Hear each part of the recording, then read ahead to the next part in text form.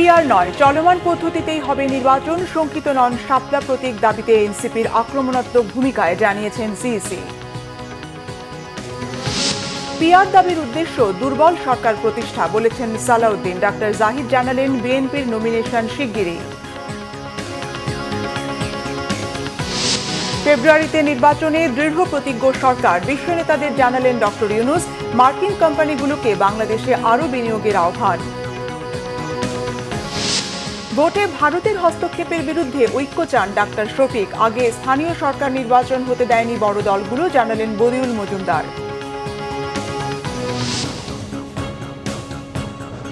দেখছিলেন crown cement সংবাদ শিরোনাম। এবার বিস্তারিত। শাপলা প্রতীক সহ নিবন্ধনের বিষয়ে জাতীয় নাগরিক পার্টি এনসিপি নেতাদের আক্রমণাত্মক মন্তব্যে শঙ্কিত নয় ইসি, জানিয়েছেন প্রধান নির্বাচন কমিশনার এএমএম নাসির উদ্দিন। আইন অনুযায়ী চলমান পদ্ধতিতে ভোট হবে, আরপিওতে পিআর পদ্ধতি না থাকায় এটি নিয়ে ভাবছে না ইসি। জানালেন জাতীয় পার্টির আসল অংশ কোনটি তা নিয়ে দ্বিধায় আছেন তিনি। রিপোর্ট করছেন আসমা আক্তার নূপুর। প্রধান নির্বাচন কমিশনারের কানাডা সফর ও সমসাময়িক বিষয় নিয়ে বৃহস্পতিবার বিকেলে রাজধানীর আগারগাঁও নির্বাচন কমিশন ভবনে সাংবাদিকদের সাথে কথা বলেন প্রধান নির্বাচন commissioner CEC AMM Nasir Uddin. CEC বলেন, সংবিধান ও আরপিওর বাইরে অন্য কোনো পদ্ধতিতে নির্বাচন করার সুযোগ নেই। আইন অনুযায়ী ভোট চলমান পদ্ধতিতে হবে। ভোট তো আমাদের আরপিওতে যা আছে সেই পদ্ধতিতে। পিআরটা তো আরপিওতে তো নাই। আমার সামনে তো আরপিও। আমি তো আমাকে যদি আরপিওটা বদলাইয়া যদি এটা অন্য একটা দিয়ে দেয় তাহলে এটা আরপি আইন না বদলাইলে তো পারি না। আমার সামনে তো আরপিও আছে। আরপিওটা তো যে আপনারা জানেন কিভাবে ভোট কালেক্ট করতে হয়, আমাকে তো আরপিও নিয়ে আগাতে হচ্ছে। শাপলা প্রতীক সহ নিবন্ধনের বিষয়ে এনসিপি নেতাদের আক্রমণাত্মক মন্তব্যে শঙ্কিত নয় ইসি বলেও জানান তিনি। সিএসি বলেন, শাপলাকে কোনো দলের প্রতীক হিসেবে কেন দেয়া হচ্ছে না তার ব্যাখ্যা দেবে না নির্বাচন কমিশন। এটা রাজনৈতিক দল তো আমাদের stakeholder, major stakeholder, আর এরা একটা অভ্যুত্থানের নেতৃত্ব দেওয়া দল, আপনারা জানেন। নেতৃত্ব দেওয়া, তারা এখানে অ্যাক্টিভলি পার্টিসিপেট করা দল। সুতরাং এবং তারা একটা চিঠি দিয়েছে। এই চিঠি দেওয়ার মধ্যে আমি কোনো অসুবিধা দেখি না। রাজনীতিবিদরা অনেক কথা বলেন, এটা ওনাদের বলার অধিকার আছে, ওনারা বলতে পারেন। আমরা তো আর সেই রকমভাবে জবাব দিতে পারবো না। আমরা শুনতে পারবো। আমরা শ্রোতা হিসাবে অত্যন্ত উত্তম, আমাদের কাছে আমরা যথারীতি আইন মোতাবেক করেই যাব। না, মুঠেও হুমকি মনে করি না, কারণ ওনারা তো ওনাদের দেশদ্রোহী না, ওনারা দেশপ্রেমিক তো। জানান, জাতীয় পার্টিকে সংলাপে ডাকা হবে কিনা তা সময় এলে বলা যাবে। ফেব্রুয়ারিতে ভোট করার লক্ষ্যে সবার সহযোগিতা লাগবে বলে জানান প্রধান নির্বাচন কমিশনার এএমএম নাসির উদ্দিন। আসমা আক্তার নূপুর, বাংলা ভিশন, ঢাকা। এদিকে বিএনপির স্থায়ী কমিটির সদস্য সালাউদ্দিন আহমেদ বলেছেন, পিআর পদ্ধতির মাধ্যমে দুর্বল সরকার গঠন করতে চায় একটি পক্ষ। স্থায়ী কমিটির আরেক সদস্য ডক্টর এজেডএম জাহিদ হোসেন জানিয়েছেন, কয়েক সপ্তাহের মধ্যেই দেশে ফিরবেন তারেক রহমান। বিএনপি নেতারা বলেছেন, জনগণের কাছে সমাদৃত ব্যক্তিরাই আগামী নির্বাচনে মনোনয়ন পাবেন। রিপোর্ট করছেন Sikandar Rahman. Bangladesh nationalist British law student অ্যালায়েন্সের 15তম প্রতিষ্ঠা বার্ষিকী উপলক্ষে সেমিনারটি হয় সুপ্রিম কোর্ট মিলনায়তনে। এতে বিএনপির স্থায়ী কমিটির সদস্য সালাউদ্দিন আহমেদ আগামী নির্বাচন ও পিআর পদ্ধতির বিষয়ে কথা বলেন। বাংলাদেশে এটা কারা চালু করতে যাচ্ছে, তাদের পিছনের উদ্দেশ্য কি? একটা উদ্দেশ্য তো অবশ্যই আছে যাতে কিছু সিট বেশি হয়, কিন্তু আরেকটা উদ্দেশ্য আছে বাংলাদেশে সবসময় যেন অস্থিতিশীল পরিস্থিতি থাকে। বাংলাদেশে যদি সবসময় অনৈক্য থাকে, অস্থিতিশীলতা থাকে, তাহলে শেখ হাসিনার মতো আরেকটা ফ্যাসিস্টের উদয় হতে পারে এবং তাদের মধ্য দিয়ে তাদের সমস্ত স্বার্থ আদায় হতে পারে। অথবা দুর্বল সরকারের কাছে যা কিছুই দাবি করা যাবে, সমস্ত দাবি আদায় করা যাবে। ডিপ্লোমা ফার্মাসিস্ট অ্যাসোসিয়েশনের নবগঠিত কমিটির সদস্যদের নিয়ে শহীদ রাষ্ট্রপতি জিয়াউর রহমানের মাজারে শ্রদ্ধা জানান বিএনপির স্থায়ী কমিটির সদস্য ডাক্তার এজেডএম জাহিদ হোসেন। এ সময় তিনি জানান, ত্রয়োদশ জাতীয় সংসদ নির্বাচনে প্রতিদ্বন্দ্বিতার জন্য বিএনপি শিগগিরই দলীয় মনোনয়ন চূড়ান্ত করবে। বাংলাদেশ জাতীয়তাবাদী দলের ভারপ্রাপ্ত চেয়ারম্যান শুধু বিএনপির নেতৃত্ব দিবেন না, গণতন্ত্র পুনরুদ্ধারের আন্দোলনের যারা সম্পৃক্ত ছিলেন সকল মানুষের নেতা জনাব তারেক রহমান।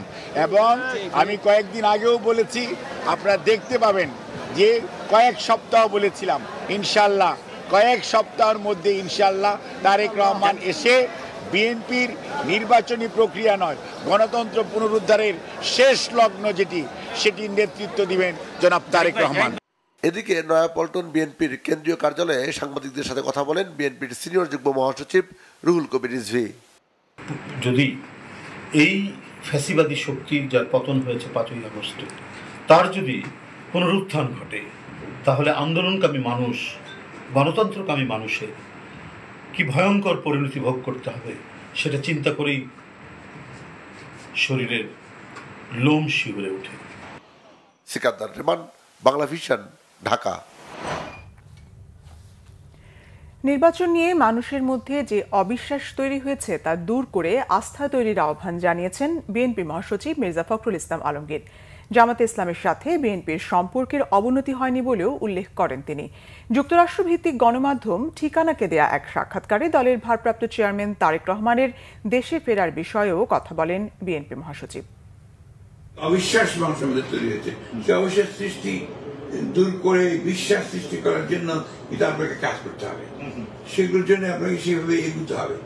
আমরা এখন যেটা দেখছি, একটা জিনিস আমি কনভিন্স যে ডক্টর মোহাম্মদ ইউনূস তিনি নির্বাচন করতে চান, এই ব্যাপারে তিনি খুব দৃঢ় চিত্ত সহযোগিতা করছেন। এবং বিশেষ করে আমাদের দলের একটি চেয়ারপারসন তারেক রহমান সাহেবের মিটিং এর পরে এটা আপনার নিশ্চিত হয়ে গেছে। জামাত ইসলামের সঙ্গে আমাদের সম্পর্ক কোনো খারাপ হয়নি। আচ্ছা, এটা একটা দলের সঙ্গে একটা দলের যে সম্পর্ক থাকা উচিত সেই সম্পর্কই আছে। পশ্চিমবঙ্গের একটি পত্রিকা আপনাকে মিসকোট করেছে, যেটি আবার বিএনপি পক্ষ থেকে একটা এটাও দিতে হবে। এটা আসলে কি, মানে এটা যদি আমাদের ব্যাপারটা একটু বলি ভাই, এখানে আমার সঙ্গে তো সে ধরনের কোনো কথাই কারো হয়নি, আমি বলেছি তো। হ্যাঁ, আমার কোনো কথাই হয়নি। বিএনপির ভারপ্রাপ্ত চেয়ারপারসন জনাব তারেক রহমান দেশে আসবেন কবে? উনি দেশে আসবেন যে মুহূর্তে ওনার সব লিগাল প্রবলেমগুলো যাবে, এক। 2 নম্বর, যে মুহূর্তে আমরা মনে করব যে politically time is ready for his arrival, he will come. জাতীয় নাগরিক পার্টি এনসিপির উত্তরাঞ্চলের মুখ্য সংগঠক সার্জিস আলম বলেছেন, নির্বাচনের সময় নিয়ে তাদের কোনো আপত্তি নেই, তবে গণহত্যায় জড়িতদের বিচার ও গণপরিষদের নির্বাচন না করে জাতীয় নির্বাচন হলে তা হবে জনগণের আকাঙ্ক্ষার সাথে প্রতারণা। বিকেলে মৌলভীবাজার শহরের একটি রেস্টুরেন্টে এনসিপির জেলা ও উপজেলা কমিটির সমন্বয় সভা শেষে তিনি কথা বলেন। আগামীর বাংলাদেশে আমরা যেন দয়া করে কোনো দল মার্কার প্রতি অন্ধ হয়ে, আমার পূর্বসূরি কেউ একজন দিয়েছিল দেখে ওইভাবে ওই ভোট দেওয়ার প্রক্রিয়াতে না যাই। আমরা 5 বছরে একবার এই গণতান্ত্রিক অধিকার চর্চার সুযোগটা পাই। এখানে যদি আমি এই বিভিন্ন কোরাম, আগের অভ্যস্ততা বা পারিবারিক লেগেসি, এই জায়গা থেকে আমি এই অধিকারের প্রয়োগের জায়গাটাতে বায়াসড হয়ে যাই এবং তুলনামূলক অযোগ্য একজন মানুষকে আমি আমার ভোটটা দেই, তাহলে দিন শেষে পরের 5 বছর আমি তাদের থেকে ভালো কিছু আশা করতে পারি না। আইনগত ভিত্তি শক্ত হওয়ার জন্য যে গণপরিষদের নির্বাচন, একই সাথে নির্বাচন উইথ গণপরিষদ, এই গণপরিষদ নির্বাচনটা যদি না হয়, এত বড় যে একটা গণহত্যা হলো, এটার যদি আমরা ন্যূনতম বিচারিক প্রক্রিয়ার দৃশ্যমান রায় আমরা না দেখতে পাই, তাহলে আপনি যেই সময়সীমায় বলেন না কেন, সেই সময়সীমা এটা জনগণের আকাঙ্ক্ষার সাথে প্রতারণা। ফেব্রুয়ারির প্রথমার্ধে একটি অবাধ, সুষ্ঠু এবং শান্তিপূর্ণ নির্বাচন আয়োজনে সরকারের প্রতিশ্রুতি পুনর্ব্যক্ত করেছেন প্রধান উপদেষ্টা ডক্টর মোহাম্মদ ইউনূস। উল্লেখ করেছেন, দেশের গণতান্ত্রিক উত্তরণের আগে বিশ্বব্যাপী সংযোগ স্থাপনে সহায়তা করতে 6 জন রাজনৈতিক নেতা তার সফরসঙ্গী হওয়ার কথা। নিউ ইয়র্কে জাতিসংঘ সদর দপ্তরে সাধারণ অধিবেশনের ফাঁকে নেদারল্যান্ডের প্রধানমন্ত্রী ডিক স্কুফের সঙ্গে বৈঠক করেন ডক্টর ইউনূস। বৈঠকে পচনশীল কৃষি পণ্য সংরক্ষণে হিমাগার তৈরি করতে ডাচদের সহযোগিতা চান। এর আগে নিউ ইয়র্কে বিশ্ব কর্মসূচির 30তম বার্ষিকীতে উচ্চ স্তরের যুব বিষয়ক সভায় তিনি বলেন, বাংলাদেশের যুব সমাজ বহু বছরের স্বৈরাচারের অবসান অবসান ঘটিয়ে জাতির গতিপথ পুনর্নির্মাণ করতে সাহসের সাথে অংশ নেয় এবং তাদের গণতান্ত্রিক উত্তরণে নেতৃত্ব দেওয়ার দায়িত্ব দেয়া হয় তাকে। প্রধান উপদেষ্টা বলেন, তরুণদের ন্যায্য অংশীদারিত্ব, নিরাপদ স্থান এবং সিদ্ধান্ত গ্রহণে ভূমিকা রাখার সুযোগ দিলে তারা ভবিষ্যৎ নির্মাণে বিচক্ষণতার পরিচয় দিতে পারবে। বাংলাদেশ একটি জাতীয় যুব উদ্যোক্তা নীতি তৈরি করছে, যার মাধ্যমে অর্থ, দক্ষতা এবং বাজারের প্রবেশাধিকার নিশ্চিত করে তরুণদের চাকরি প্রার্থীর পরিবর্তে চাকরির সৃষ্টিকারী করে তুলবে। Entrepreneurship is the future of the youth, not jobs. We keep talking about jobs. In Bangladesh, we witness an extraordinary power of youth. They rose with courage to end years of autocracy, reset our nation's course, and entrusted me with the responsibility of steering reforms and democratic transition. এর আগে বাংলাদেশের আগামী নির্বাচনের ব্যাপারে সরকারের প্রস্তুতি ও প্রত্যয়ের কথা বিশ্ব নেতাদের জানিয়েছেন প্রধান উপদেষ্টা প্রফেসর ডক্টর মোহাম্মদ ইউনূস। যুক্তরাষ্ট্র, ইতালি, ফিনল্যান্ড, কসোভো, পাকিস্তান ও ভুটান সহ বিভিন্ন দেশের নেতাদের সাথে আলোচনায় আসন্ন সাধারণ নির্বাচন, সংস্কার, রোহিঙ্গা সংকট, রাশিয়া ইউক্রেন যুদ্ধ, আসিয়ানে বাংলাদেশের সদস্য পদে প্রার্থিতা, শেখ হাসিনা ও তার সহযোগীদের বিচার প্রক্রিয়া এবং নেপাল ও ভুটান থেকে জলবিদ্যুৎ আমদানির জন্য বাংলাদেশের প্রচেষ্টা সহ নানা বিষয় উঠে আসে। এছাড়া বাংলাদেশে আরও বেশি বিনিয়োগ করতে মার্কিন কোম্পানিগুলোকে আহ্বানও জানান প্রধান উপদেষ্টা। রকনুজ্জামানের রিপোর্ট। নিউ ইয়র্কে প্রধান উপদেষ্টার সাথে দেখা করেন পাকিস্তানের প্রধানমন্ত্রী শেহবাজ শরীফ, ইতালির প্রধানমন্ত্রী জর্জিয়া মেলানি এবং ফিনল্যান্ডের প্রেসিডেন্ট আলেকজান্ডার স্টাব সহ বেশ কয়েকটি দেশের নেতারা। পাকিস্তানের প্রধানমন্ত্রীর সাথে আলোচনায় প্রধান উপদেষ্টা বাংলাদেশের আসন্ন সাধারণ নির্বাচন, তত্ত্বাবধায়ক সরকার প্রবর্তিত সংস্কার, বাণিজ্য, বিনিয়োগ এবং আঞ্চলিক সহযোগিতার সম্ভাবনা নিয়ে আলোচনা করেন। পাকিস্তানের সাম্প্রতিক বন্যায় 1000-এর বেশি মানুষের প্রাণহানিতে গভীর দুঃখ ও সমবেদনা জানান ডক্টর ইউনূস। বিশ্ব নেতাদের সাথে আলোচনায় বাংলাদেশের সংস্কার প্রক্রিয়া, রোহিঙ্গা সংকট, রাশিয়া ইউক্রেন যুদ্ধ, আসিয়ানে বাংলাদেশের সদস্যপদ প্রার্থিতা, শেখ হাসিনা ও তার সহযোগীদের বিচার প্রক্রিয়া সহ ফেব্রুয়ারিতে হতে যাওয়া নির্বাচন নিয়ে সরকারের প্রস্তুতির কথা উঠে আসে। Reform the system, reform the rules, the laws, institutions and so on. So this is one of the agenda item. Second agenda is a trial of those people who ordered killings and stealing money from the country.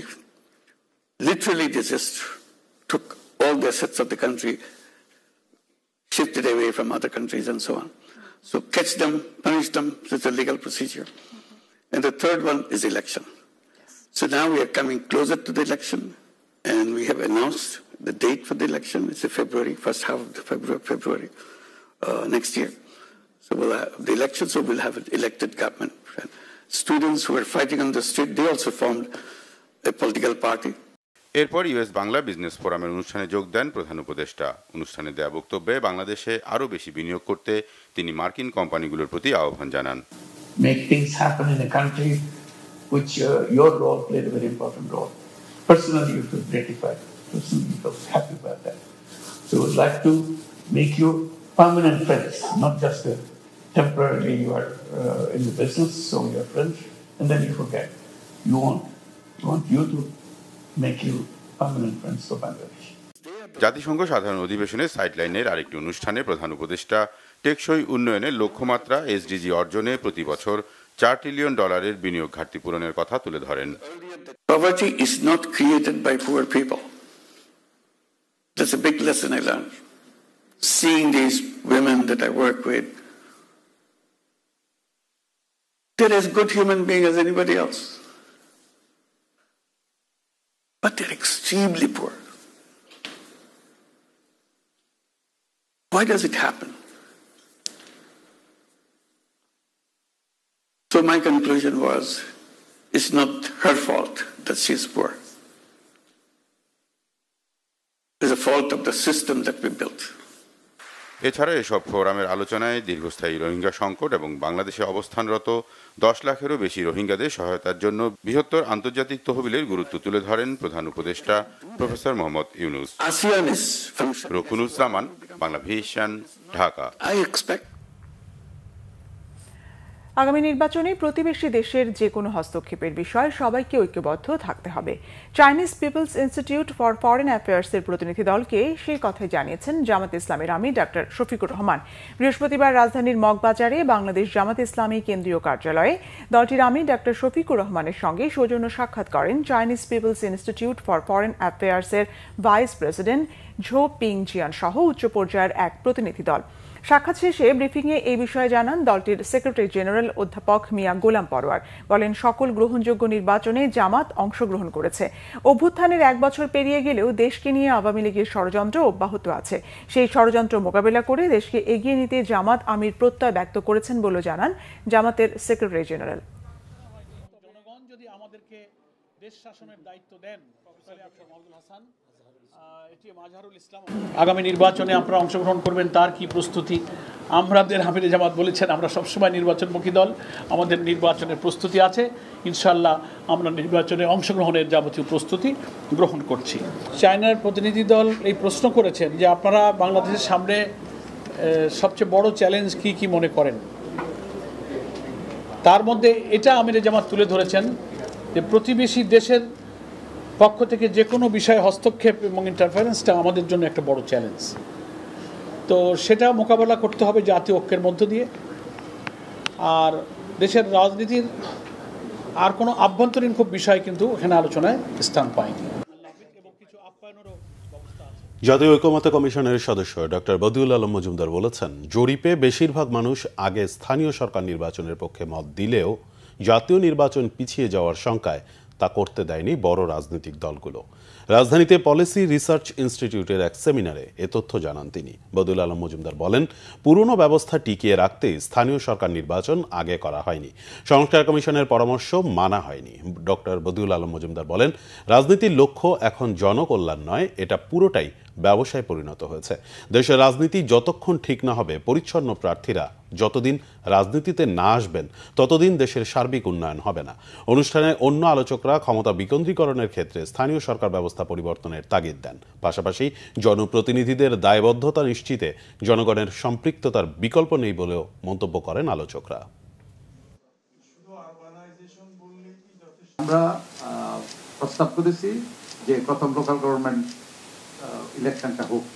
শুধু তাই নয়, আমরা একটা survey করেছি, 46,000 ব্যক্তি survey করেছি। তারাও বলেছে যে ওভারওয়েলমিং মেজরিটি বলেছে লোকাল গভর্নমেন্ট ইলেকশন হোক। এবং আপনারা জানেন কেন হয় না, আমাদের সেই নির্বাচন করতে হবে, জাতীয় নির্বাচন করতে হবে। এই নির্বাচন করলে জাতীয় নির্বাচন পিছিয়ে যাবে, এই ধরনের একটা অভিযোগ, যদিও সত্য নয়। নিউ ইয়র্কের হোটেল লবি সহ বিভিন্ন স্থানে হেনস্থা ও ডিম নিক্ষেপের ঘটনায় অভিযুক্তদের বিরুদ্ধে যুক্তরাষ্ট্রে মামলা করেছেন এনসিপির সদস্য সচিব আখতার হোসেন। জেএফকে বিমানবন্দরের পাশে পোর্ট অথরিটি পুলিশ ডিপার্টমেন্ট থানায় মামলার পর নিজেই ফেসবুকে এ তথ্য দিয়েছেন তিনি।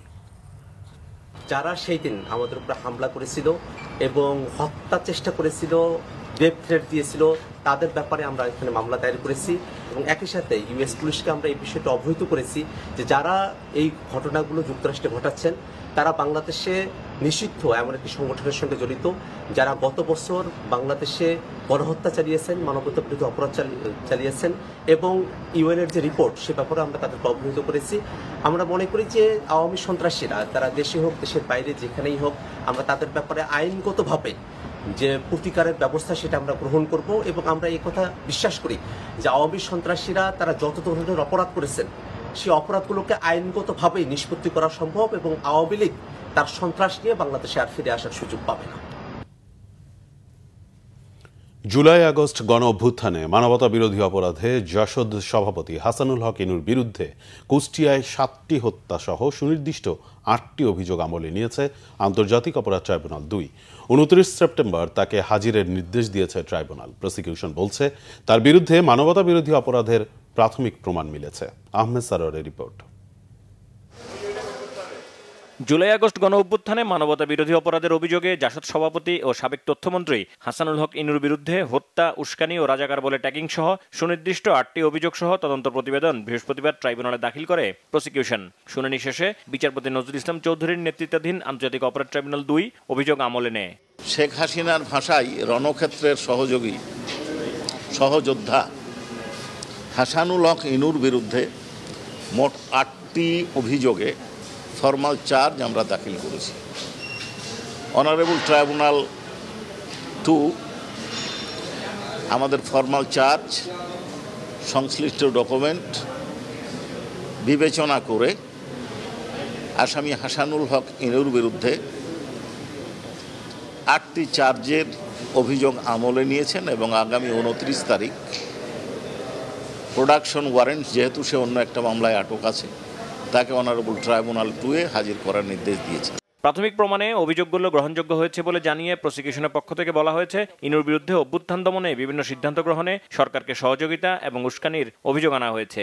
এই আসামি জনাব হাসানুল হক ইনুর এলাকা কুষ্টিয়াতে যে মানবতা বিরোধী অপরাধ সংঘটিত হয়েছে এবং এই গণ অভ্যুত্থান চলাকালে উনি দেশীয় এবং বিদেশি বিভিন্ন মিডিয়াতে সাক্ষাৎকার প্রদান করে এই মানবতা বিরোধী অপরাধ চালিয়ে যাওয়ার জন্য আইনশৃঙ্খলা বাহিনী এবং তার 14 দলীয় জোটের নেতাকর্মীকে উস্কানি দিয়েছেন, আদেশ দিয়েছেন। উনি বেশ কয়েকটি 14 দলীয় জোটের বৈঠকে উপস্থিত থেকে এই ছাত্র জনতার উপরে আন্দোলন দমনের নিপীড়ন চালানোর জন্য যে সিদ্ধান্তগুলো গ্রহণ করা হয়েছে সেই বৈঠকে উপস্থিত ছিলেন, সিদ্ধান্ত দিয়েছেন, মতামত দিয়েছেন, ফ্যাসিলিটেট করেছেন, যেগুলো প্রত্যেকটি এই আইনের অধীনে একটি করে অপরাধ। এবং বাংলাদেশের নাগরিক পৃথিবীর যে কোনো জায়গায় গিয়েই যদি বাংলাদেশে কোনো মানবতা বিরোধী অপরাধ পরিচালনায় ইনসিস্ট করে, অ্যাবেট করে, ফ্যাসিলিটেট করে, তবে তার বিচারও বাংলাদেশে করতে পারবে এই ট্রাইব্যুনাল। সে কারণেই জনাব হাসানুল হক ইনু মুম্বাইয়ে দি মিরর নামে একটা সংবাদে তিনি যে সাক্ষাৎকার দিয়েছেন সেটিও এই ট্রাইব্যুনালের বিচার্য মর্মে প্রসিকিউশন ফরমাল চার্জে উল্লেখ করেছে। এদিকে চাংখারপুলে মানবতা বিরোধী অপরাধের মামলায় 17তম সাক্ষী কনস্টেবল আশিক খান সাক্ষ্য দিয়েছেন। সাক্ষ্য গ্রহণ ও জেরা করা হয়েছে আশুলিয়ায় পুড়িয়ে হত্যার মামলার আসামিদের। আহমেদ সরওয়ার, বাংলা ভিশন, ঢাকা। জুলাইয়ে ছাত্র জনতার আন্দোলনে চট্টগ্রাম নগরীর চান্দগাঁও থানার শহীদুল ইসলাম শহীদ হত্যা মামলায় সাবেক পররাষ্ট্রমন্ত্রী ডক্টর হাসান মাহমুদ, সাবেক ভূমিমন্ত্রী সাইফুজ্জামান চৌধুরী জাবেদ ও সাবেক শিক্ষামন্ত্রী মুহিবুল হাসান চৌধুরী নওফেল সহ 231 জনের বিরুদ্ধে চার্জশিট গ্রহণ করেছেন আদালত। মামলার তদন্ত কর্মকর্তার দাখিল করা চার্জশিটের গ্রহণযোগ্যতা শুনানি শেষে চার্জশিট গ্রহণের এই আদেশ দেন চট্টগ্রাম মেট্রোপলিটন ম্যাজিস্ট্রেট মোহাম্মদ মুস্তফা। এর আগে গত 30 জুলাই মামলার তদন্ত কর্মকর্তা চান্দগাঁও থানার উপপরিদর্শক মোহাম্মদ ফয়সাল 231 জনকে আসামি করে আদালতে অভিযোগপত্র জমা দেন। এই মামলায় এ পর্যন্ত 84 জনকে গ্রেপ্তার দেখানো হয়েছে। 2024 সালের 3 অগস্ট সন্ধ্যায় নগরীর বহদ্দারহাটে ছাত্র জনতার আন্দোলনে আওয়ামী লীগ সহ সহযোগী সংগঠনগুলোর নেতাকর্মীরা হামলা চালালে দফায় দফায় সংঘর্ষ হয়। ওই সময় গুলিবিদ্ধ হন অটোরিকশা চালক শহীদ। গণ অভ্যুত্থানে আওয়ামী লীগ সরকারের পতনের পর শহীদের ভাই শফিকুল ইসলাম চাঁদগাঁও থানায় মামলা করেন। আগামী 1 নভেম্বর থেকে পর্যটকদের জন্য খুলে দেওয়া হচ্ছে সেন্ট মার্টিন। এ সময় প্রতিদিন 2000 করে পর্যটক সেন্ট মার্টিনে যেতে পারবেন। বৃহস্পতিবার সচিবালয়ে বিশ্ব পর্যটন দিবস উদযাপন উপলক্ষে আয়োজিত সংবাদ সম্মেলনে এই ঘোষণা দেন বেসামরিক বিমান পরিবহন ও পর্যটন উপদেষ্টা শেখ বশিরউদ্দিন। উপদেষ্টা জানান, বাংলাদেশের একমাত্র প্রবাল দ্বীপ সেন্ট মার্টিনে চলতি বছরের নভেম্বর থেকে শুরু হচ্ছে পর্যটন মৌসুম। আগামী বছরের ফেব্রুয়ারি মাস পর্যন্ত ভ্রমণ করতে পারবেন পর্যটকরা। তিনি জানান, 1 নভেম্বর থেকে ফেব্রুয়ারি পর্যন্ত পর্যটকদের জন্য সেন্ট মার্টিন খোলা থাকবে। তবে নভেম্বর ও ডিসেম্বর মাসে শুধু দিনের বেলা সেন্ট মার্টিন ভ্রমণ করা যাবে, আর জানুয়ারি ও ফেব্রুয়ারি মাসে রাতে অবস্থান করতে পারবেন পর্যটকরা। উপদেষ্টা আরও জানান, প্রতিদিন 2000 করে পর্যটক সেন্ট মার্টিনে যেতে পারবেন। পর্যটকদের যাওয়া নিয়ে নিয়ন্ত্রণের জন্য একটি সফটওয়্যার তৈরি করা হয়েছে। পরিবহন ব্যবস্থার সঙ্গে সমন্বয় করে রেজিস্ট্রেশনের ভিত্তিতে এই সফটওয়্যার পরিচালিত হবে। এর আগে সেন্ট মার্টিনে ভ্রমণে যাওয়া পর্যটক ও অনুমোদিত জাহাজ নিয়ন্ত্রণে যৌথ কমিটি গঠন করে পরিবেশ, বন ও জলবায়ু পরিবর্তন মন্ত্রণালয়। সেন্ট মার্টিন দ্বীপ বাঁচানোর প্রয়াসকে ভিত্তিহীন কথা দিয়ে ভিন্ন পথে পরিচালিত করার সুযোগ নেই। সেন্ট মার্টিন দ্বীপ বাঁচাতে বন্ধ রাখা হয়েছে। সরকার নতুন কিছু নয়, বরং বহু পুরনো সিদ্ধান্ত বাস্তবায়ন করেছে বলেও জানান শেখ বশিরউদ্দিন। কক্সবাজার হচ্ছে একটা স্যান্ডি বিচ, এখানকার জীববৈচিত্র্য এবং আমাদের সেন্ট মার্টিন একটা ছোট্ট একটা দ্বীপ বাংলাদেশের, ওখানকার যে জীববৈচিত্র্য এটার মধ্যে ব্যাপক পার্থক্য রয়েছে। ওখানকার জনবসতি, এখানকার জনবসতি, এর যে সামগ্রিকতার বিবেচনায় আমাদের সুনির্দিষ্ট কারণ রয়েছে আমাদের পরিবেশ মন্ত্রণালয়ের এটাকে নিয়ন্ত্রণ করার। রাজনীতিতে আলোচনার বিকল্প নেই, তবে সেটি লোক দেখানো হওয়া যাবে না বলে মন্তব্য করেছেন বাংলাদেশে নিযুক্ত নেদারল্যান্ডসের রাষ্ট্রদূত জোরিস ভ্যান বোমেল। রাজধানীতে সেন্টার ফর গভর্নেন্স CGS আয়োজিত এক আলোচনায় তিনি এই মন্তব্য করেন। রাষ্ট্রদূত বলেন, নারীদের রাজনীতিতে অংশগ্রহণ ইতিবাচক, তাদের নিরাপদ অংশগ্রহণ নিশ্চিতের তাগিদ দেন তিনি। আলোচনায় বক্তারা বলেন, রাজনীতিতে নারীদের অবস্থা শোচনীয়, এর বড় কারণ অধিকার ও নিরাপত্তার ঘাটতি। বলেন, নানাভাবে নারীর রাজনীতিতে অংশগ্রহণকে প্রশ্নবিদ্ধ করা হয়। 24-এর গণ অভ্যুত্থানে নারী ও তরুণদের ব্যাপক অংশগ্রহণ থাকলেও তাদের অবদানকে অস্বীকার করার চেষ্টা চলমান। আলোচনা জাতীয় ঐকমত্য কমিশনের সদস্য বদিউল আলম মজুমদার বলেন, যেখানে জেতার সম্ভাবনা থাকে না সেখানে নারীদের মনোনয়ন দেয় রাজনৈতিক দলগুলো। বলেন, নারীদের ন্যায্য অধিকার পরাজিত হয়েছে পুরুষতন্ত্রের কাছে।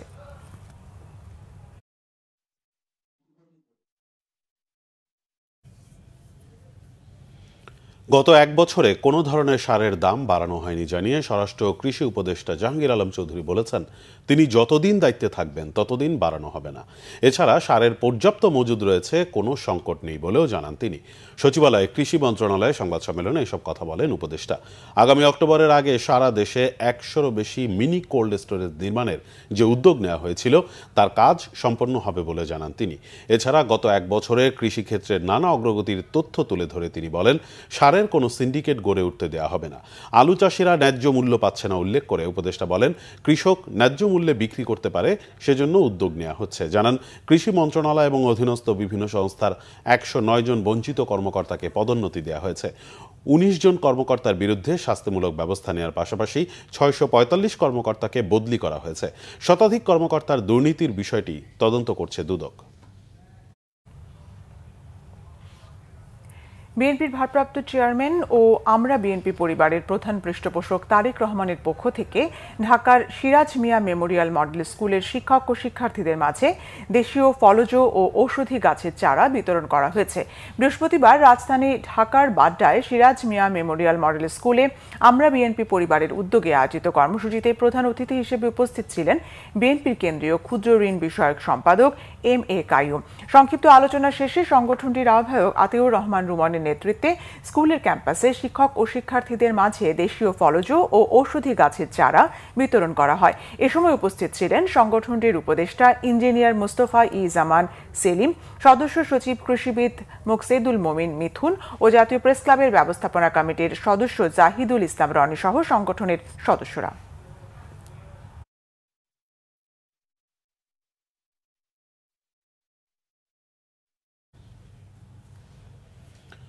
মাত্র 10 টাকায় পূজার বাজার। দরিদ্র সনাতন ধর্মাবলম্বীদের জন্য দ্রুমূল্যের বাজারে পূজার আয়োজনে স্বস্তি আনতে 10 টাকায় পূজার বাজারের আয়োজন করেছে বেসরকারি সংস্থা বিদ্যানন্দ ফাউন্ডেশন। মাত্র 10 টাকায় চাল, ডাল, তেল, দুধ, চিনি, ডিম সহ নানা পণ্য কিনতে পেরে হাসি মুখে ঘরে ফিরছেন সুবিধাভোগীরা। গালমান শফির রিপোর্ট। শুরু হয়েছে পূজার আনুষ্ঠানিকতা। দুর্মূল্যের বাজারে বিশেষ আয়োজনের সামর্থ্য নেই সনাতন ধর্মের অনেক দরিদ্র পরিবারেরই। তাদের কথা মাথায় রেখেই নামমাত্র মূল্যে খাদ্যপণ্য সরবরাহ করেছে বিদ্যানন্দ ফাউন্ডেশন। 10 টাকায় পূজার বাজার সংগ্রহ করতে সোহরাওয়ার্দী উদ্যানের রমনা কালী মন্দিরে রাজধানীর বিভিন্ন প্রান্ত থেকে আসেন নানা বয়সের মানুষ।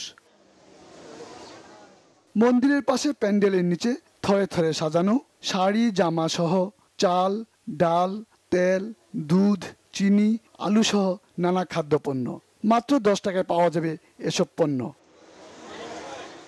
কোলে শিশু সহ শত শত নারী পুরুষ লাইনে দাঁড়িয়েছেন নামমাত্র দামে পণ্য নিতে। সুমিত্রা রানী কর্মকার ক্রাচে ভর করে পুরনো ঢাকার লালবাগ থেকে এসেছেন। চাহিদা মতো পণ্য পেয়ে খুশি তিনি। ভালো দাদা, অনেক ভালো। ভালো, হ্যাঁ, কম দামে কিছু দিতে ভালো ভালো লাগছে। শাড়ি লিসি 7 টাকা, একটা নরকুল লিসি, বিস্কুট লিসি, আটা লিসি। সুন্দর লাগছে তো, এরকম বাজার তো আর জীবন থাকলে তো ভালো হতো। পূজাকে সামনে রেখে এমন সুযোগ পেয়ে সুমিত্রা রানীর মতো আনন্দিত অনেকেই। ঘরের 2টা বাচ্চা আছে, আমার জমজ বেবি, দুধ নিলাম, সুজি নিলাম, কারণ বাচ্চাদের এগুলো খুবই প্রয়োজন। 10 টাকা দিয়ে সবটি লইছে, ভালোই লাগছে। খুব ভালো লাগছে আমাদেরকে যে পূজার আগের আগে আমরা এই বাজারটাই পেয়েছি। ভগবানের কালী মায়ের সূত্র পাওয়া গেছে, এটাই আমরা আমাদেরকে এই সুযোগটা দেওয়ার জন্য আমরা অনেক খুশি। উদ্যোক্তারা বলছেন, আত্মসম্মান ও মর্যাদা নিয়ে সুবিধা বঞ্চিত মানুষ যেন তার প্রয়োজনীয় পণ্য কিনতে পারে তা নিশ্চিত করাই তাদের লক্ষ্য। বর্তমান যে বৈশ্বিক মহামন্দা চলতেছে, যারা দুস্থ এবং অসহায় আছে, যারা নিম্ন আয়ের মানুষ আছে, তাদের অবস্থা আরও করুন। কারণ আমরা চাই যে এই সমস্ত উৎসবগুলোতে তাদের অংশগ্রহণটা নিশ্চিত হোক এবং মর্যাদার সাথে সেটা আমরা নিশ্চিত করতে চাই। তো এখানে দেখেন তাদের নিজের মতো অধিকার খাটিয়ে বলছে এটা বের করেন, ওটা বের করেন, এটা দেখান দিদি, ওইটা দেখান দিদি, এবং তাদের এই অধিকার থেকে তারা যে পণ্যগুলো নিয়ে যাচ্ছে তাদের মধ্যে যে একটা তৃপ্তি আমরা দেখতে পাচ্ছি, এই তৃপ্তিটা অবভিয়াসলি আমাদের মধ্যে চলে আসছে। বছর জুড়ে নানা সেবামূলক কাজ করা বিদ্যানন্দ ফাউন্ডেশনের এমন আয়োজনে খুশি সবাই। গেলমান শফি, বাংলা ভিশন, ঢাকা। আরো কিছু খবর নিয়ে এখন একটি ডেস্ক রিপোর্ট। বিএনপির চেয়ারপারসনের উপদেষ্টা আমানুল্লাহ আমান বলেছেন, আগামী ফেব্রুয়ারিতে পিআর পদ্ধতিতে নির্বাচনে কোনো সুযোগ নেই। বিকেলে কেরানীগঞ্জের 5 দোনা হাই স্কুল মাঠে পুরস্কার বিতরণ ও জনসমাবেশে তিনি একথা বলেন। বিএনপির স্বাস্থ্য বিষয়ক সম্পাদক ডাক্তার মোহাম্মদ রফিকুল ইসলাম বলেছেন, পিআর পদ্ধতি গ্রহণযোগ্য নয় জেনেও একটি চক্র দেশের মধ্যে বিভেদ সৃষ্টি করছে। ওয়ার্ল্ড ফার্মাসিস্ট ডে উপলক্ষে জাতীয় প্রেস ক্লাবে বাংলাদেশ সোসাইটি অব ফার্মাসিস্ট আয়োজিত আলোচনা সভায় তিনি এসব কথা বলেন। এই গ্রেড ফার্মাসিস্টদের স্বাস্থ্য খাতে অন্তর্ভুক্ত করে একটি শক্তিশালী স্বাস্থ্যনীতি গ্রহণ জরুরি বলেও জানান রফিকুল ইসলাম। শারদীয় দুর্গাপূজা উপলক্ষে ঢাকা 12 আসনের হিন্দু সম্প্রদায়ের সাথে মতবিনিময় সভা করেছে বিএনপি। প্রধান অতিথি ছিলেন ঢাকা মহানগর উত্তর বিএনপির সাবেক আহ্বায়ক সাইফুল আলম নীরব। বক্তব্য রাখেন জাতীয়তাবাদী স্বেচ্ছাসেবক দলের কেন্দ্রীয় সংসদের সহসভাপতি ফখরুল ইসলাম রবিন সহ অন্যরা। নিখোঁজ হওয়া তুরাগ থানা বৈষম্য বিরোধী ছাত্র আন্দোলনের সাবেক যুগ্ম আহ্বায়ক মাওলানা মামুনুর রশিদের পরিবারের পাশে দাঁড়িয়েছে বিএনপি। রাজধানীর দিয়াবাড়িতে মুফতি কেফায়েতুল্লাহ আজাহারি মাদ্রাসায় গিয়ে নিখোঁজের স্ত্রী সন্তান সহ পরিবারের সাথে দেখা করেন ঢাকা মহানগর উত্তর বিএনপির সদস্য সচিব মোস্তফা জামান। এ সময় মামুনুর রশিদের পরিবারকে সব রকম সহযোগিতা দেওয়ার আশ্বাস দেন তিনি। বিএনপির নতুন সদস্য সংগ্রহ ও নবায়ন কর্মসূচি হয়েছে সাভারে। পৌরসভার মজিদপুরে দলটি ও অঙ্গ সংগঠনের আয়োজনে এতে প্রধান অতিথি ছিলেন ঢাকা 19 আসনের সাবেক সংসদ সদস্য ও কেন্দ্রীয় নির্বাহী কমিটির সহপরিবার কল্যাণ বিষয়ক সম্পাদক ডাক্তার দেওয়ান মোহাম্মদ সালাউদ্দিন বাবু। বিএনপির উঠান বৈঠক ও নারী সমাবেশ হয়েছে কুমিল্লার লাকসামে। 2 নং ওয়ার্ডের উদ্যোগে রেলওয়ে সরকারি প্রাইমারি স্কুল মাঠে এতে প্রধান অতিথি ছিলেন বিএনপির শিল্প বিষয়ক সম্পাদক ও লাকসাম উপজেলা বিএনপির সভাপতি আবুল কালাম। বিশেষ অতিথি ছিলেন লাকসাম পৌর বিএনপির সভাপতি মজির আহমদ, উপজেলা বিএনপির সাধারণ সম্পাদক আব্দুর রহমান বাদল এবং পৌর বিএনপির সাধারণ সম্পাদক গোলাম ফারুক। দেশে চক্ষু রোগীদের বিশ্বমানের স্বাস্থ্যসেবা দিতে রাজধানী ধানমন্ডি 6 নম্বর রোডে উদ্বোধন হয়েছে Aristo eye hospital limited. Aristo Pharma লিমিটেডের সহযোগী প্রতিষ্ঠানটিতে প্রধান অতিথি ছিলেন অ্যারোস্টো ফার্মা লিমিটেডের ব্যবস্থাপনা পরিচালক ও চেয়ারম্যান এবং অ্যারোস্টো আই হসপিটালের চেয়ারম্যান MA হাসান। উপস্থিত ছিলেন অ্যারোস্টো আই হসপিটালের প্রধান নির্বাহী কর্মকর্তা অবসরপ্রাপ্ত অধ্যাপক মেজর জেনারেল ডাক্তার কামরুল হাসান খান সহ অ্যারোস্টো ফার্মার পরিচালকরা। এছাড়া চক্ষু বিশেষজ্ঞ গণ্যমান্য ব্যক্তিবর্গরা সহ হাসপাতালের কর্মকর্তা কর্মচারীরা এতে উপস্থিত ছিলেন। উদ্বোধনের পর সংবাদ সম্মেলনে হাসপাতালের অত্যাধুনিক যন্ত্রপাতির বিবরণ ও বিশ্বমানের সেবা প্রদানের বিষয়টি তুলে ধরা হয়। শেফ চয়েস এর বিশেষ আয়োজনে মাছের সেরা সব রেসিপি নিয়ে শুরু হতে যাচ্ছে প্রতিযোগিতা মাছে মাছে বাঙালিয়ানা। প্রতিযোগিতায় অংশ নিতে আগ্রহী ব্যক্তিদের নোনা পানি বা মিঠা পানির মাছ দিয়ে তৈরি রেসিপি পাঠাতে হবে শেফ চয়েস অথবা women culinary association of Bangladesh এর ফেসবুক পেজে। বাছাইকৃত 30 জন প্রতিযোগীকে নিয়ে 12 অক্টোবর আয়োজন করা হবে একটি অনলাইন রাউন্ড। সেরা 10 জন প্রতিযোগী যাবে ফাইনাল রাউন্ডে। অসাধারণ রান্না পরিবেশন করার মধ্য দিয়ে 3 জন বিজয়ীকে দেওয়া হবে 1 লাখ টাকা পুরস্কার। বিশ্ব ফুসফুস দিবস পালন হয়েছে এবারকার হাসপাতালে। দিনটি উপলক্ষে হাসপাতালের রেসপিরেটরি মেডিসিন বিভাগের উদ্যোগে বৈজ্ঞানিক কর্মশালা হয়। এতে স্বাগত বক্তব্য রাখেন এভারকেয়ার হসপিটাল বাংলাদেশের প্রধান নির্বাহী কর্মকর্তা ও ব্যবস্থাপনা পরিচালক ডাক্তার রত্নদীপ চাষকার। বক্তব্য রাখেন the chest and heart association বাংলাদেশের সভাপতি এবং ডক্টরস অ্যাসোসিয়েশন অব বাংলাদেশ ড্যাবের মহাসচিব ডাক্তার Mohammad Zahurul Islam Shakil, the chest and heart association বাংলাদেশের মহাসচিব ডাক্তার গোলাম সারোয়ার লিয়াকত হোসেন ভুইয়া, বাংলাদেশ লাং ফাউন্ডেশনের যুগ্ম সম্পাদক ডাক্তার কাজী সাইফুদ্দিন বেন্নুর, হাসপাতালটির গ্রুপ ডিরেক্টর মেডিকেল সার্ভিসেস ডাক্তার আরিফ মাহমুদ সহ অন্যরা। 2 দিনব্যাপী মেঘনা কার্টা অবজারভেটরি আন্তর্জাতিক সিম্পোজিয়ামের উদ্বোধন হয়েছে আমেরিকান ইন্টারন্যাশনাল ইউনিভার্সিটি AIUB-তে। সিম্পোজিয়ামে ইউরোপ ও এশিয়া 6টি দেশ বিশ্ববিদ্যালয়ের প্রতিনিধিরা এবং বাংলাদেশের শীর্ষস্থানীয় বিশ্ববিদ্যালয়গুলোর উপাচার্য, প্রো উপাচার্য এবং IQAC পরিচালক সহ 150-এর বেশি ব্যক্তি অংশগ্রহণ করেছেন। উদ্বোধনী অনুষ্ঠানে বক্তব্য দেন AIUB এর বোর্ড অব ট্রাস্টির সদস্য ডক্টর কার্মেন জেট লামাগনা এবং ম্যাগনা কার্টা অবজারভেটরির secretary general David J Log. Japanese ভাষা শিক্ষা পরীক্ষায় বিশ্ব রেকর্ড অর্জন করায় এক শিক্ষার্থীকে সংবর্ধনা দিয়েছে আশুলিয়ার একটি বেসরকারি ভোকেশনাল ট্রেনিং সেন্টার। এতে ভার্চুয়ালি যুক্ত হয়ে শিক্ষার্থীদের দিক নির্দেশনামূলক বক্তব্য রাখেন ইউনিক গ্রুপের ব্যবস্থাপনা পরিচালক বীর মুক্তিযোদ্ধা Mohammad Noor Ali. Bangla vision news desk. BCB নির্বাচনে কাউন্সিলরের খসড়া তালিকা থেকে 15টি ক্লাবকে বাদ দেয়া উদ্দেশ্য প্রণোদিত বলেছেন ওল্ড ডিওএইচ ক্লাবের কাউন্সিলর তামিম ইকবাল খান। অবসর না নিলে সাবেক ক্রিকেটাররা বিসিবি নির্বাচনে অংশ নিতে পারবেন না এমন নিয়ম থাকলে আমিনুল ইসলামও কাউন্সিলর হতে পারেন না দাবি তার। খসড়া ভোটার তালিকার আপত্তি শুনানি পর্যালোচনা শেষে সুষ্ঠু রায় ঘোষণা করা হবে জানান প্রধান নির্বাচন কমিশনার। মানিক মাহমুদের রিপোর্ট। বাংলাদেশ ক্রিকেট বোর্ডে নির্বাচনী উত্তাপ। 177 জনের খসড়া ভোটার তালিকায় জায়গা হয়নি ঘরোয়া ক্রিকেটে নিয়মিত খেলা 15টি ক্লাবের কাউন্সিলরদের।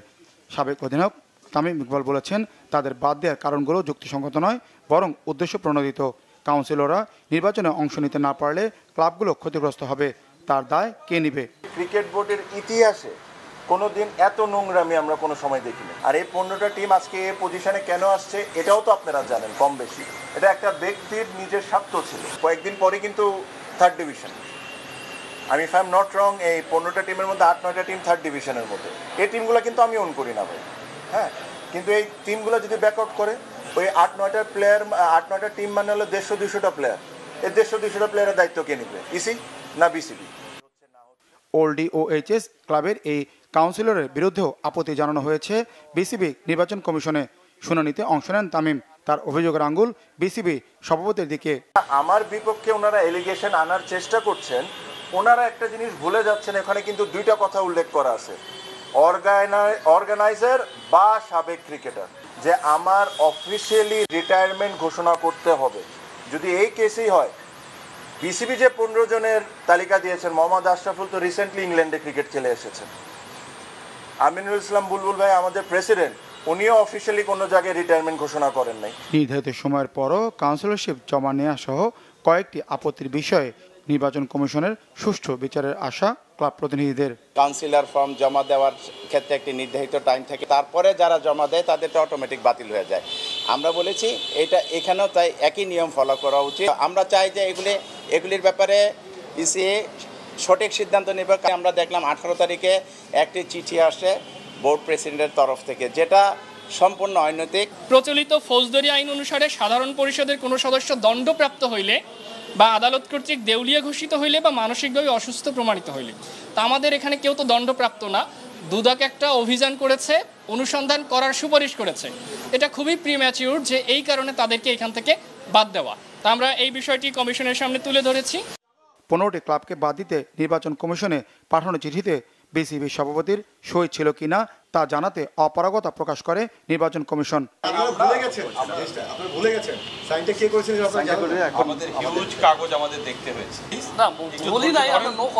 শুনানি শেষ করেছি, আমাদের কালকে 4:30 পর্যন্ত সময় আছে এটার উপরে সিদ্ধান্ত নেওয়ার। আমরা সবগুলি আপত্তির উপরে আমরা 3 জন আবার বসবো। শুক্রবার বিকালে প্রকাশ করা হবে বিসিবি নির্বাচনের পূর্ণাঙ্গ ভোটার তালিকা। মানিক মাহমুদ, বাংলা ভিশন, ঢাকা। ফুটবল। সাফ অনূর্ধ্ব 17 ফুটবলে ফাইনালে উঠেছে বাংলাদেশ। শ্রীলঙ্কার কলম্বোতে সেমিফাইনালে পাকিস্তানকে 2-0 গোলে হারিয়েছে গোলাম রব্বানী ছোটনের দল। ফুটবল ও ক্রিকেট এই দুই খেলায় বৃহস্পতিবার 25 সেপ্টেম্বর পাকিস্তানের মুখোমুখি বাংলাদেশ। সেখানে ফার্স্ট ব্লাড ফুটবলে পাকিস্তানকে হারিয়ে ফাইনাল নিশ্চিত করেছে বাংলাদেশ অনূর্ধ্ব 17 দল। ম্যাচের 4 মিনিটেই বাংলাদেশ 2 গোলে এগিয়ে যায়। তৃতীয় মিনিটেই পাকিস্তানের গোলরক্ষকের ভুলে এগিয়ে যায় বাংলাদেশ। পাকিস্তানি গোলরক্ষক নিজ দলের ডিফেন্ডারকে বল দেওয়ার সময় সেই বল কেড়ে নেয় বাংলাদেশের খেলোয়াড়রা। সেই সুযোগে বাংলাদেশের অধিনায়ক নাজমুল হুদা ফয়সাল বল নিয়ে গোল করে এগিয়ে নেন দলকে। 1 মিনিট পরই দ্বিতীয় গোল পায় বাংলাদেশ ফরওয়ার্ড অপু দক্ষতায়। ডান প্রান্ত দিয়ে অপু পাকিস্তানের 2 ফরওয়ার্ডকে পেছনে ফেলে বক্সে প্রবেশ করেন এবং জোরালো শটে দুর্দান্ত গোল করেন। এরপর দুই দলই গোলের জন্য চেষ্টা করেছে, কিন্তু রক্ষণভাগের দৃঢ়তায় পাকিস্তানকে ম্যাচে ফিরে আসার কোনো সুযোগ দেয়নি এবং 2-0 গোলে জিতেই ফাইনাল নিশ্চিত করেছে বাংলাদেশ। দ্বিতীয় সেমিফাইনালে লড়বে নেপাল ও ভারত। জয়ী দল 27 সেপ্টেম্বর ফাইনালে বাংলাদেশের বিপক্ষে লড়বে।